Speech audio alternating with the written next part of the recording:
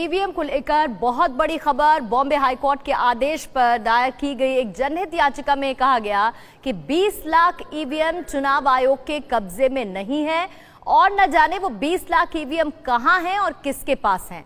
इस मामले को लेकर एक मैगजीन में एक रिपोर्ट छपी थी, जिसके बाद हड़कंप मचा था इन 20 ईवीएम को लेकर और विपक्षी दल इसे लेकर कई बार हमलावर हुए। ईवीएम में गड़बड़ी को लेकर वो पहले भी शिकायत कर चुके हैं। ऐसे में मामला और तूल पकड़ता जा रहा था। ये मामला गंभीर हो चुका है क्योंकि 2 चरण का मतदान होना अभी बाकी है, लेकिन 20 लाख ईवीएम का कुछ भी पता नहीं चल रहा है। ये ईवीएम चुनाव आयोग के कब्जे में नहीं है।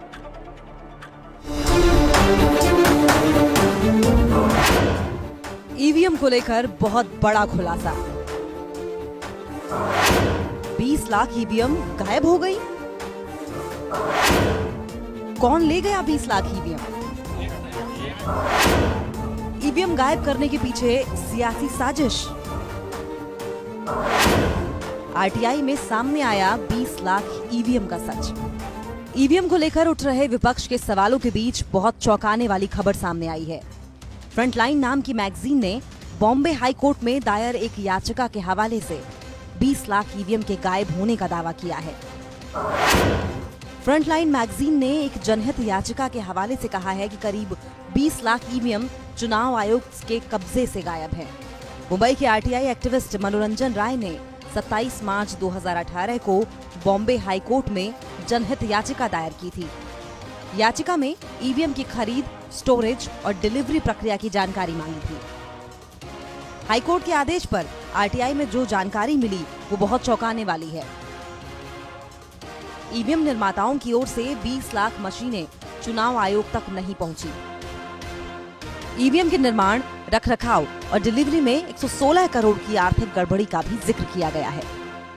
ईवीएम पे इतनी बड़ी इश्यू है और उन्होंने एक पन्ना का पैरा रिप्लाई दे रहे हैं। तो अभी एसएलपी हमारा पेंडिंग है वहाँ पे, और हाई कोर्ट में भी अभी 4 वीक का टाइम दिया। बट इलेक्शन कमीशन को सारी चीज़ पता होने के बाद भी उन्होंने इलेक्शन डिक्लेयर कर दिया, क्योंकि जहाँ एक एलिगेशन इतनी बड़ी मात्रा में हुआ है, वो एलिगेशन देखने के बाद उसको हाई बोर्ड पे लेके मैटर को कोर्ट का न्याय मिलने के बाद ही उनको इस मशीन में वोटिंग करना चाहिए, लेकिन ऐसा उन्होंने कुछ भी नहीं किया है। 20 लाख ईवीएम गायब होने की खबर से हड़कंप मचा है। अभी 2 चरणों का मतदान बाकी है, इसलिए विपक्ष इस बात को बड़ा मुद्दा बना सकता है कि आखिर इतनी बड़ी संख्या में ईवीएम कैसे गायब हो सकती है।